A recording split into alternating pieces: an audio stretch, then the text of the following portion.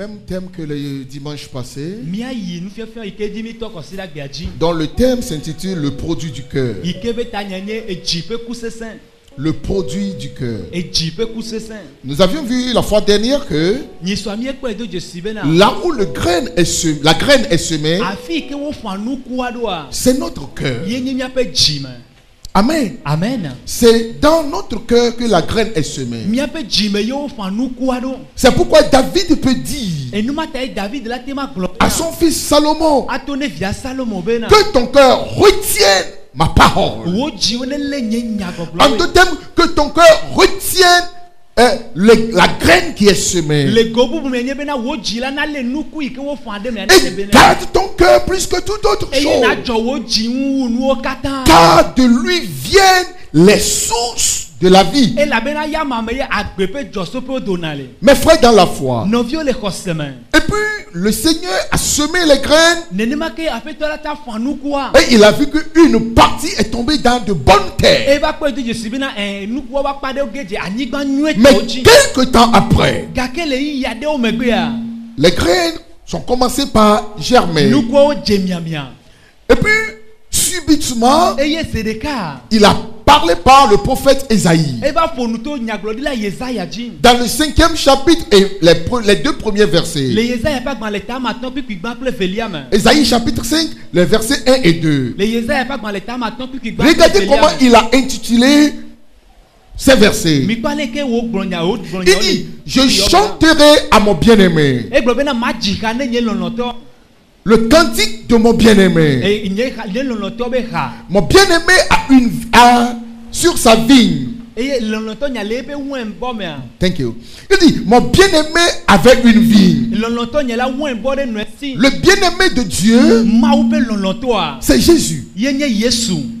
Amen. Amen. Il dit, je chanterai à mon bien-aimé. Mon bien-aimé a une vigne. Et je chanterai à la vigne de mon bien-aimé.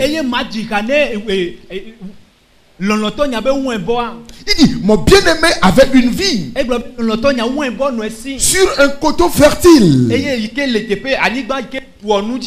en remua le sol, ôta les pierres. Il mit un plant délicieux. Il bâtit au milieu d'elle un tour. Et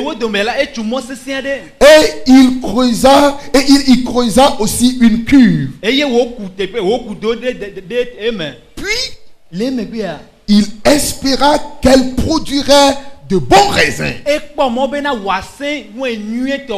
Mais elle en produit de mauvais. Prions le Seigneur. Père, bénis ta parole. Interprète cette parole par nous, Seigneur, afin que ce peuple entende ta voix. Que notre sagesse et notre intelligence se diminuent et que ton intelligence et ta sagesse croissent maintenant. Parle à son peuple qui est à l'écoute. Ceux qui sont auprès et ceux qui sont au loin, Seigneur. Que cette parole soit fraîche dans leur cœur. Tu envoyas cette parole qui les guérit et qui les transforme. Dans le nom de Jésus de Nazareth, que cette parole saute sans obstacle, Seigneur. Dans le nom de Jésus, sois béni, Père. Amen. Amen.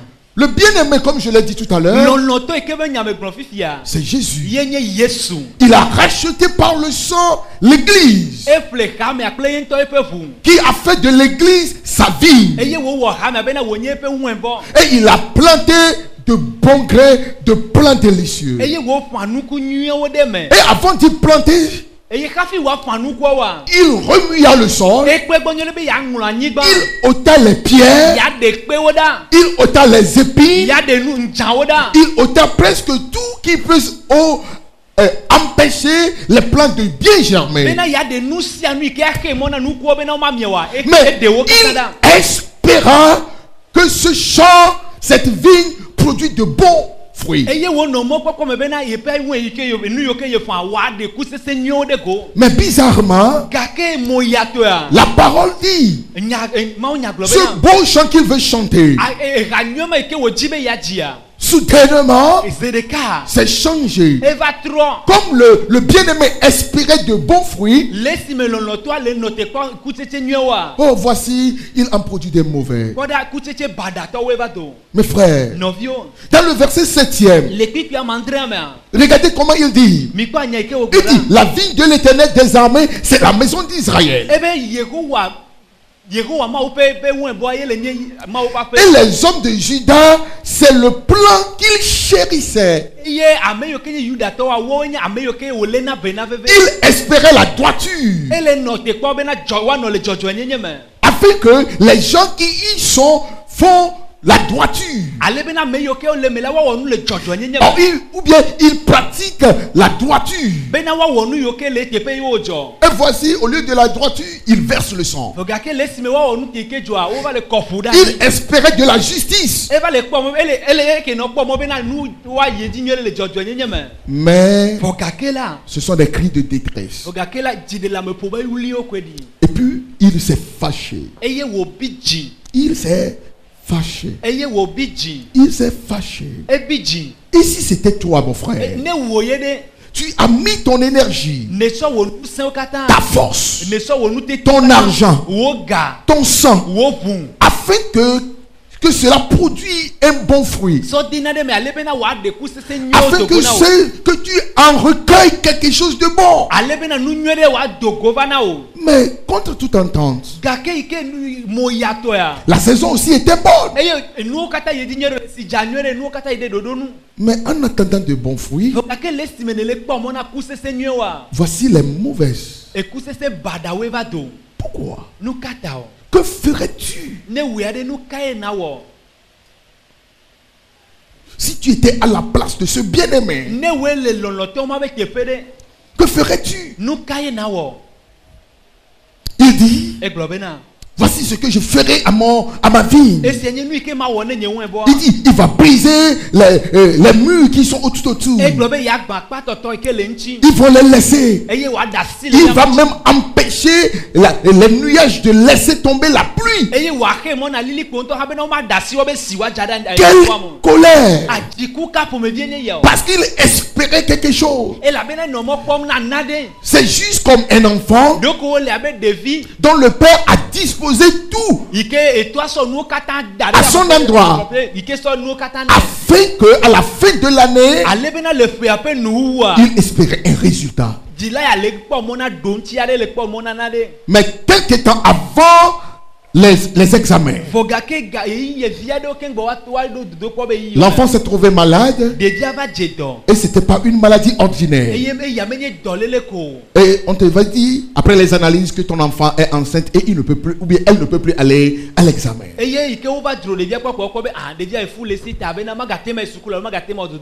Tu espérais quelque chose de bon. Tu as mis à la disposition de ton enfant tout ce que un bon père peut faire. Contre toute entente. Après l'examen, tu as su que ton enfant ne va même pas à l'école. Ton enfant, il s'en va, il fait tout ce qu'il veut dans la vie, et à l'heure, il revient à la maison.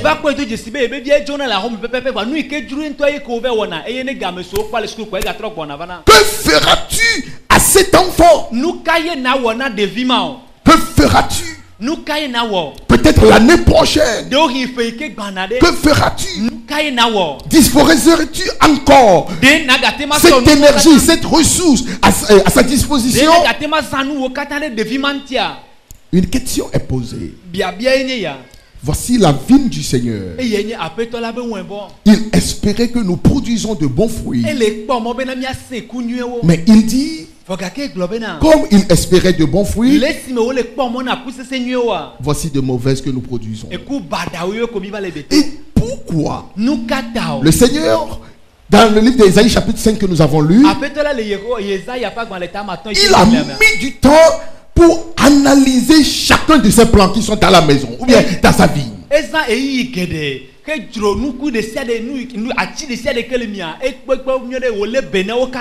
Le but de notre rassemblement n'est pas de vous exciter. Je vous ai dit la fois dernière que la bénédiction est déjà dans votre cœur. Je vous ai dit que la malédiction est déjà dans votre cœur. Je vous ai dit que tout ce que vous voulez c'est dans votre cœur. Le but de notre rassemblement c'est de vous enseigner la parole. Le but de notre rassemblement c'est de vous prescrire les enseignements du Seigneur, de vous révéler la pensée de Dieu à cet instant précis.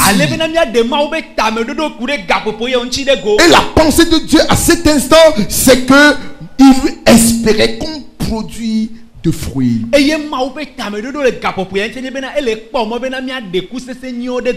Il dit dans le livre de Jean que afin que votre fruit demeure. Il dit, c'est moi qui vous ai appelé, je vous ai établi afin que vous portez de fruits et que votre fruit demeure.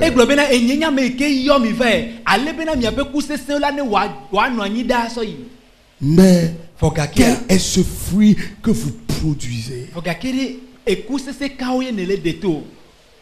Mes frères, comme il analysait tous les plans, il a vu que ces plans-là sont des plans qui sont corrompus. Bien qu'ils sont dans leur maison, bien qu'ils sont dans la vigne, ils sont corrompus.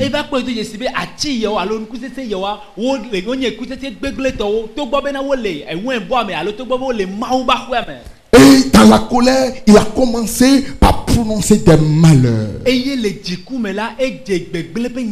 Alors, il dit, dans le verset 8e à 9, il dit, malheur à ceux qui ajoutent maison sur maison et qui joignent champ à champ jusqu'à ce qu'il n'y ait plus d'espace. Malheur à ceux qui ajoutent maison à maison.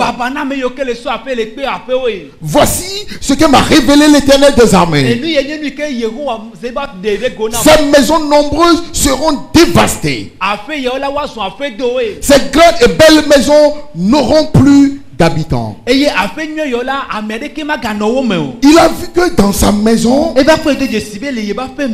ou bien dans sa vie, il y a des gens que seulement c'est le bien matériel qui sont leurs pensées. Comment ajouter maison à maison, comment ajouter champ à champ, comment ajouter des biens sur des biens sans penser à l'éternel. Jamais ils ne pensent à l'éternel, toujours ils ne pensent qu'à leur bien. Au lieu de produire des fruits dignes de la repentance, ils ne produisent que des fruits de la nature, des choses physiques. Ils peuvent tout pour acquérir quelque chose. Tout pour acquérir quelque chose. Même s'il faut tuer, ils tuent pour avoir quelque chose. Même s'il faut marcher dessus les gens, même s'il faut tricher, ils sont dans la vigne du Seigneur. Il se dit grand de l'église, mais qui trébuche les gens afin d'acquérir ce qu'ils font. Pour eux, c'est maison pour maison. C'est d'ajouter champ à champ, des biens sur des biens. Ils ne se soucient jamais du Seigneur. Et ils ne se soucient jamais de leurs frères à côté. Ils peuvent amasser et amasser rien que pour moi et pour moi seul. À part moi, personne. Tu es dans cette maison et ton cœur est comme ça. Le Seigneur te dit malheur. malheur. Dans le livre de Jérémie chapitre 23. Non, chapitre 22 à 23. Il dit, il a parlé à Joachim. Il a dit, parce que tu veux bâtir ta maison dans le sang. Tu fais travailler les ouvriers sans les payer. Tu fais travailler les domestiques sans leur donner ce qu'ils leur devaient. Il dit, tu mourras et personne ne dira hélas. Alléluia. Amen. Il dit, malheur à ceux qui veulent pour eux. Il veut amasser les richesses du monde et il ne produit rien des fruits dignes de la repentance. Mais vous, il dit, produisez les fruits dignes de la repentance. Si le Seigneur t'a béni, il t'a béni afin que ceux qui sont tout autour il faut quoi? Profite. Si le Seigneur t'a béni dans la famille, comme il a dit à Abraham, je t'ai béni afin que tu sois une source de bénédiction. Ainsi le Seigneur a choisi des membres de nos familles, toi qui es ici, il t'a choisi afin que tu sois une source de bénédiction. Ne l'accapare pas pour toi, afin que les autres profitent pour. Mais pour toi, tu dis, je vais ajouter maison sur maison. Je connais un homme, il n'a ni femme, il n'a ni enfant, il n'a même pas de domestique. Il a presque 5 maisons. Dans toutes ces maisons, il y a des voitures. Et il est seul. Il n'a ni amis. Ses parents sont décédés. Même ses propres frères et sœurs. Il est ennemi de ses frères.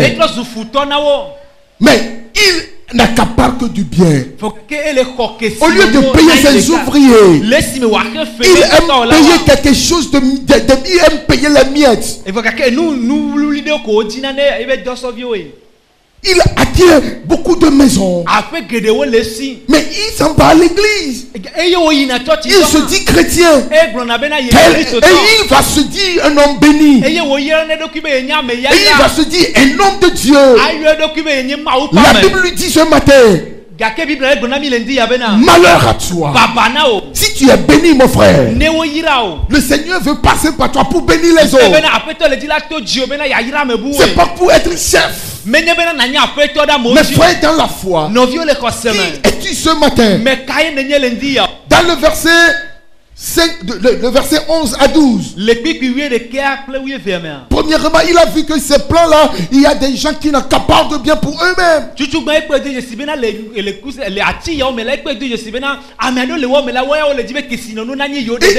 Il a analysé d'autres. Hein? Et il a vu. Il a dit, verset 11 à 12.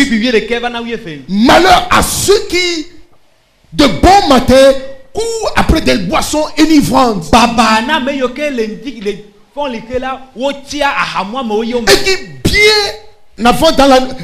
Et qui bien avant dans la nuit sont échauffés par le vin. Mais ils ne prennent point garde à l'œuvre de l'Éternel.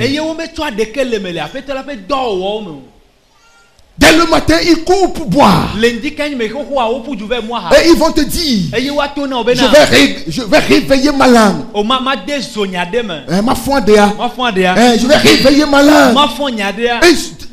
Tout le jour, il ne fait que boire. Le long de la journée, il fait le connaître. Il va boire.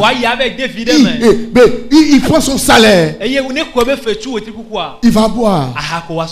Mais il ne prend point garde à l'œuvre du Seigneur. Et pour ces gens-là, c'est la fête. Les funérailles. Ils ont des amis. Ils ne sont pas venus au culte ce matin. Ou bien après le culte ce matin, c'est une sortie de deuil. Tous les dimanches. Et presque sur 4 semaines, il y a 3 semaines sur 4, ils vont dans les funérailles. Ils vont dans les maisons de festin. Chaque semaine, pour s'exhiber, pour se montrer, pour boire, pour manger, pour faire le festin, sans penser à l'œuvre du Seigneur. Ils ont des amis à qui ils n'ont jamais parlé du Seigneur Jésus. La DN est à la porte. Mais ces amis s'en vont directement en enfer. Mais ils s'en vont boire avec eux, manger avec eux, font toutes choses avec eux, sans leur parler de Jésus. Le Seigneur t'interpelle. Qui es-tu? Quel plan tu es? Ce matin, le Seigneur te dit, ne cours pas après les boissons enivrantes. Mais plutôt, cours après l'œuvre du Seigneur. Cours après l'œuvre du Seigneur. Il a vu parmi les plans, selon son analyse, il y a une catégorie, une troisième catégorie à qui il a encore dit malheur. Le verset 18 à 19, il dit malheur à ceux qui tirent l'iniquité avec des cordes de vice ou bien de péché.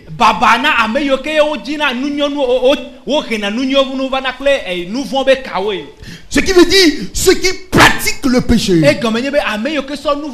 ceux qui conçoivent le péché en eux, ceux qui pensent, ils planifient et ils se hâtent et ils disent, l'Éternel ne nous voit pas. Le Seigneur ne nous voit pas. Et ils disent encore que le décret du Saint d'Israël arrive et s'exécute afin que nous le connaissions.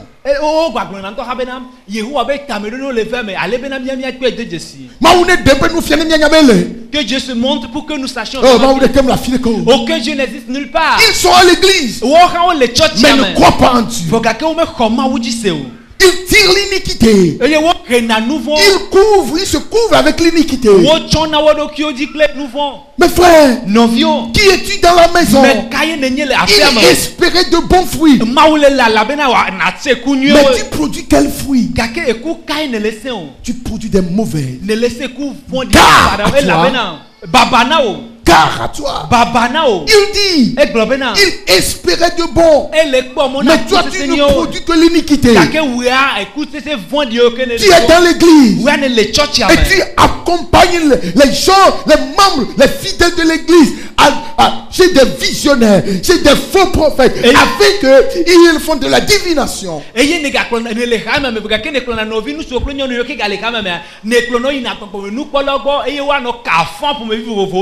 Au lieu de les encourager et prier avec eux, c'est toi plutôt qui les conduisent. Tu te couvres avec l'iniquité et tu conduis beaucoup. Et tu dis que la parole de Dieu vienne et puis on va voir. Et puis tu dis, c'est l'Éternel qui a produit les plantes. C'est l'Éternel qui a produit les végétaux. Et il a dit dans Ézéchiel chapitre 12 que ces choses-là sont pour vous des remèdes. Mais il n'a pas retiré sa puissance ni sa vertu. On peut les pratiquer. Il y a des secrets dans la Bible que vous ne connaissez pas. Mais ceux qui le connaissent peuvent le pratiquer et peuvent avoir un miracle. Mes frères dans la foi, nous sommes dans le Nouveau Testament. Toute autre chose que le nom de Jésus est un péché, est de la divination. L'Éternel est contre ça. Tu cours après l'iniquité et tu éduis bon nombre de tes frères dans l'iniquité. Tu dois arrêter. Pour toi, le Seigneur te dit malheur. 3 fois. 3 fois. 3 fois. Il dit malheur. Il a analysé. Il a vu une 4e partie. Et il a dit encore malheur. Il dit malheur à ceux qui appellent le mal bien et le bien mal.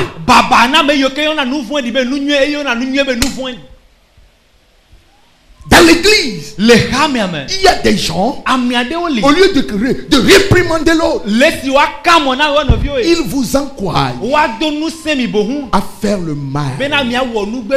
Il dit malheur à ceux qui appellent ce qui est mal bien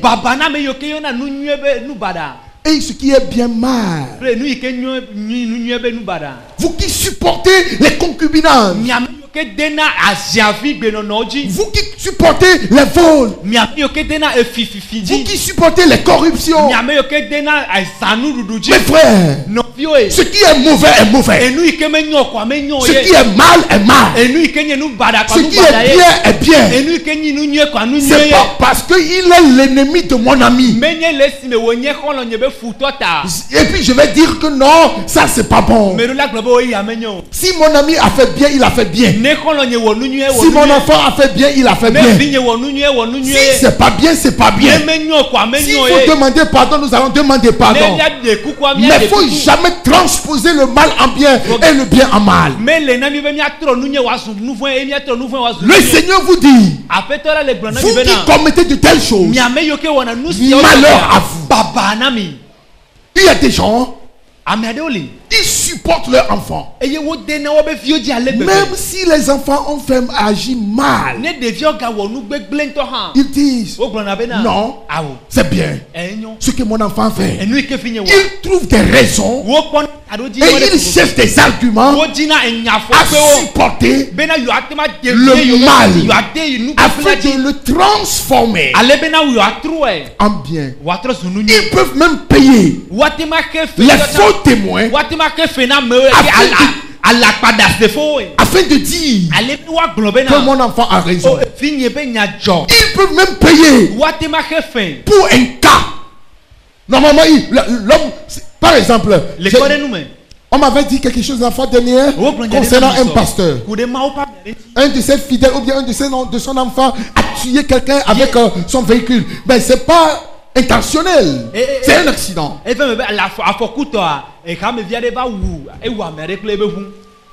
puis il est un avocat. Le prêtre, le pasteur est un avocat. Et la gendarmerie a dit, et la famille a dit, on doit l'enfermer. Écoutez, il a acheté la conscience des gens. Et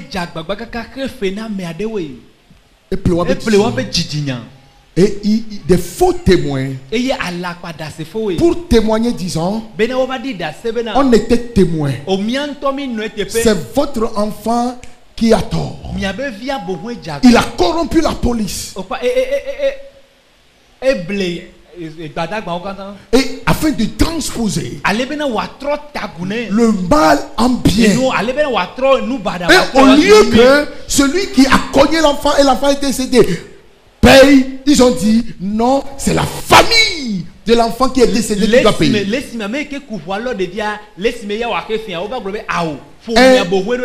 Un pasteur qui est un avocat, la Bible dit malheur.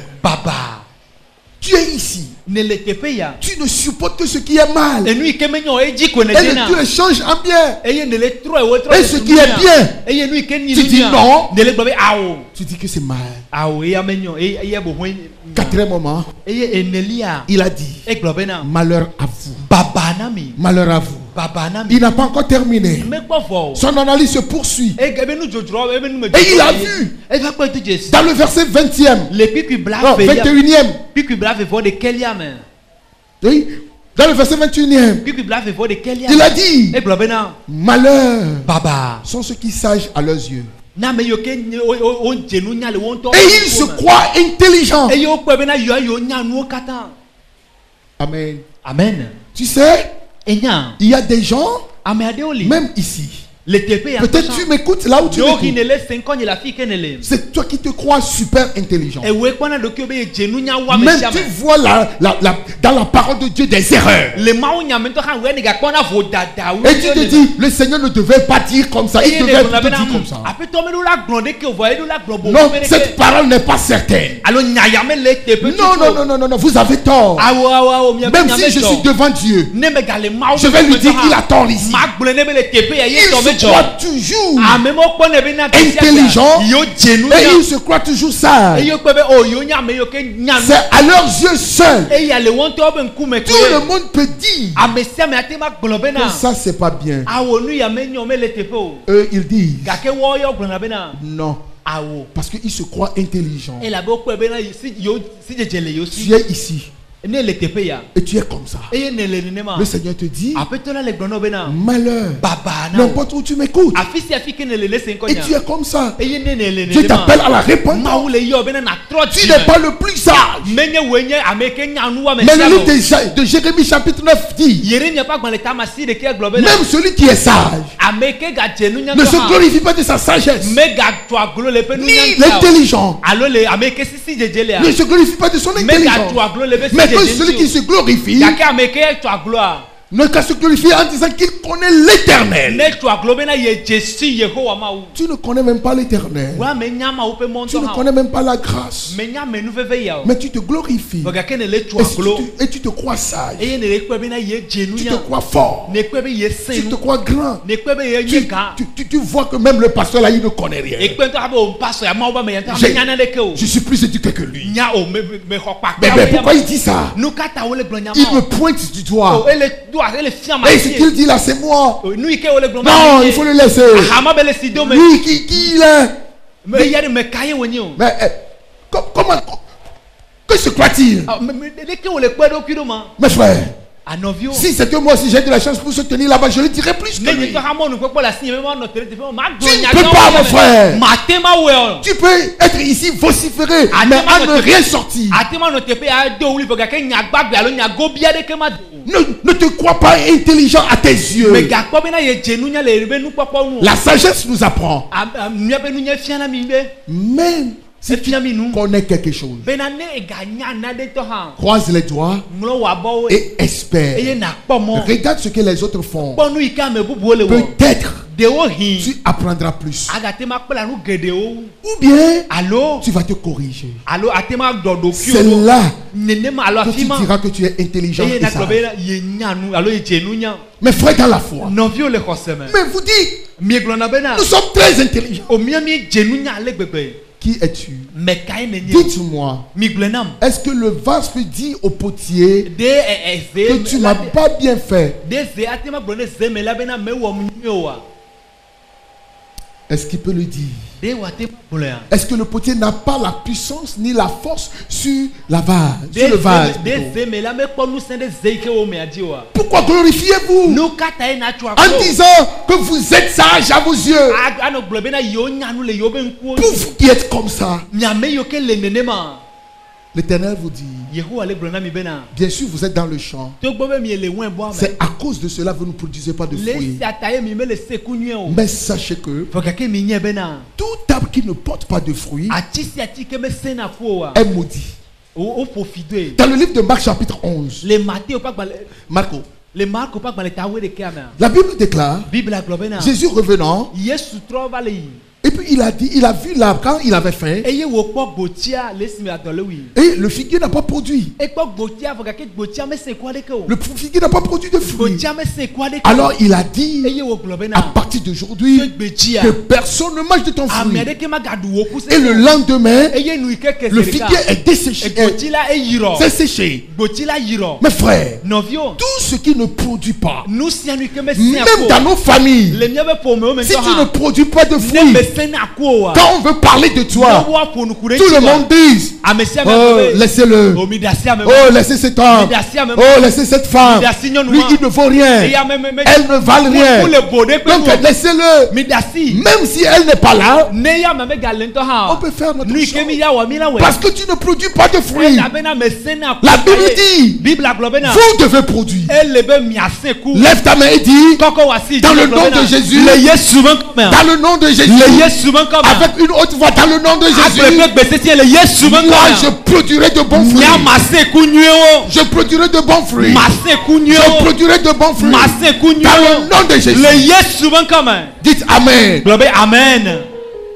Dans le verset 22 à 23. Sixièmement, le Seigneur dit,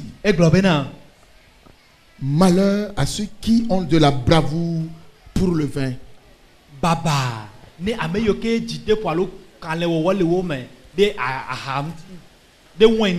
Et de la vaillance pour mêler des liqueurs fortes.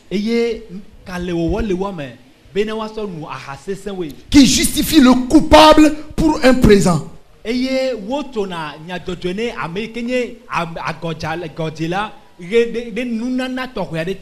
bien.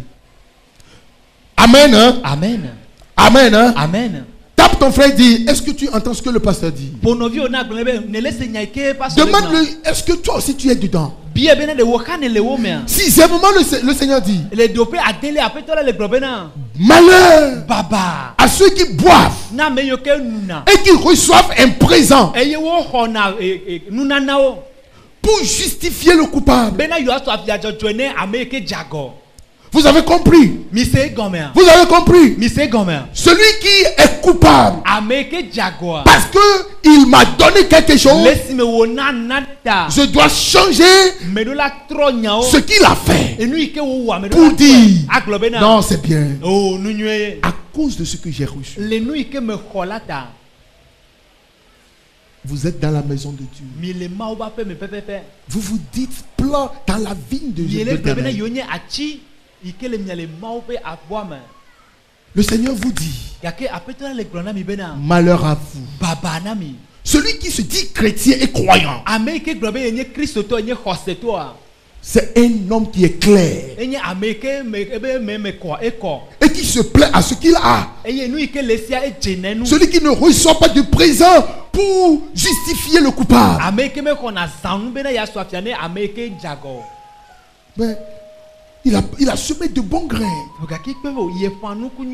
et c'est tombé dans de bonnes terres. Mais il a dit, mais pourquoi j'espérais de bons fruits et voici il produit de la corruption, le péché, il s'adonne au vin et il change le coupable et le justifie à cause d'un présent. Et il y a 6 types de plans. Oh. Et il a dit, finalement il veut parler à Ésaïe le prophète. Dans le livre d'Ésaïe, chapitre 6 maintenant, puisque Ésaïe a parlé de la part de l'Éternel à ceux qui l'écoutent. Et il dit dans le verset 1, il dit dans le 6e chapitre, le verset 1,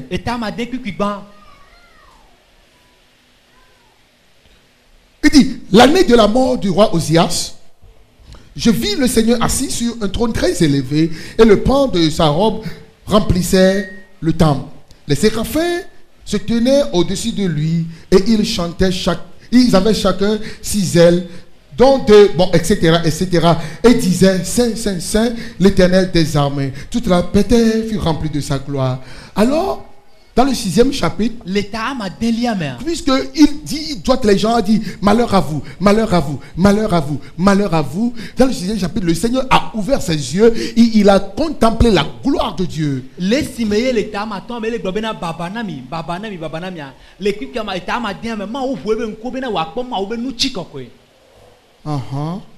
Il a vu la gloire de Dieu. Et dans le verset 5e, il s'est dit, malheur à moi, car je suis un homme dont les lèvres sont impures. 7e catégorie qui sont dans la vigne du Seigneur. C'est ceux qui ont des lèvres impures. Thank you. Ils injurent. Ils disent de mauvaises choses. Ils calomnient. Ils font des commérages. Ils sont dans le temps. Ils disent, malheur à moi, parce que je suis un homme dont les lèvres sont impures. 7e mois. Je suis un homme dont les lèvres sont impures. Alors, malheur à moi aussi.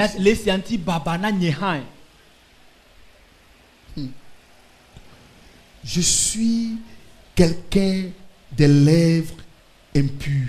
Alors, malheur à moi. Les 6 premiers, il ne s'est pas vu. Parce qu'il se croissait. Il ne reçoit pas, il ne fait pas l'iniquité. Il ne pratique aucun péché. Il ne reçoit pas du présent pour justifier le coupable. Il ne transpose pas le bien à mal.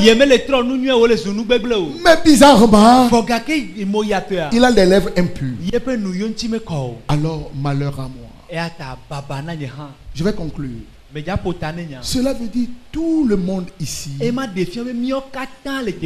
Nous avons besoin de la repentance. Tous les pasteurs. Si j'aurais de la grâce, je sais que je vais prêcher ce message en Occident. Amen. Amen. Et ils seront repentis. Comme la fois dernière, je prêchais et ils pleuraient. Le cœur fut touché. Je sais que Dieu va encore toucher le cœur. Parce qu'ils sont dans l'église. Ils sont dans la maison de Dieu. Mais ils s'entretuent. Ils reçoivent des gains sordides pour justifier le coupable. Ils sont dans la maison de Dieu. Ils ont les lèvres impures. Ils médirent. Ils maudissent. Ils disent des banalités. Ils injurent. Ils disent des banalités sur les autres. Ils font des commérages. Pourquoi? Malheur à moi. Je vais finir. Rapidement. Allons dans le Nouveau Testament, dans le livre de Luc. Je suis paraphrase en disant, Luc chapitre 13, verset 6 à 9. Il dit cette parabole. Un homme avait un figuier planté dans une vigne.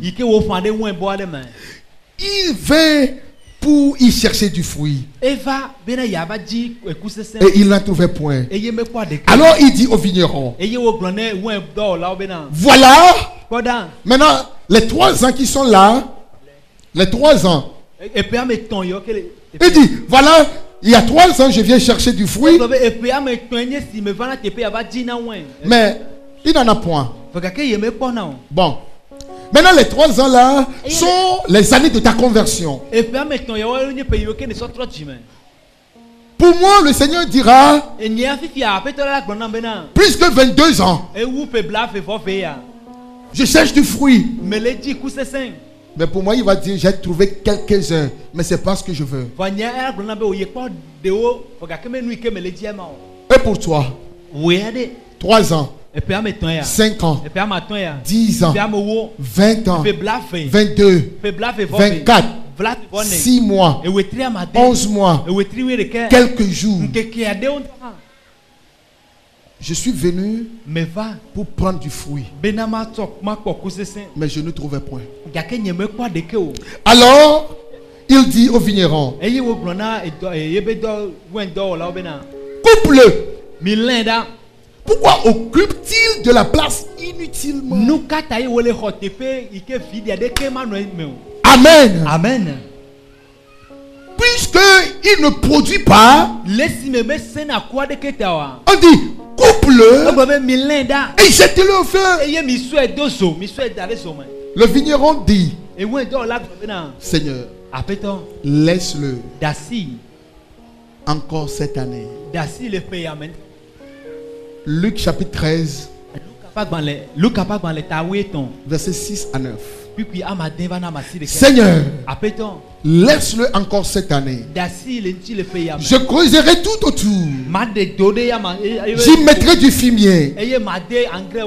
Peut-être à l'avenir, il donnera des fruits. Sinon, tu le couperas. Il est temps. La grâce nous dit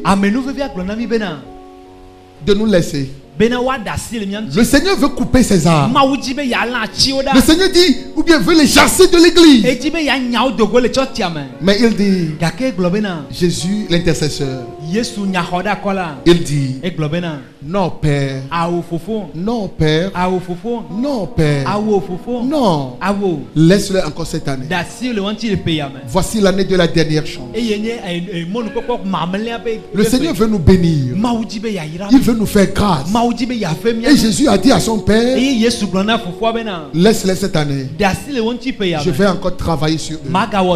Et si tu reviens et il n'y a pas de fruits, tu peux les couper.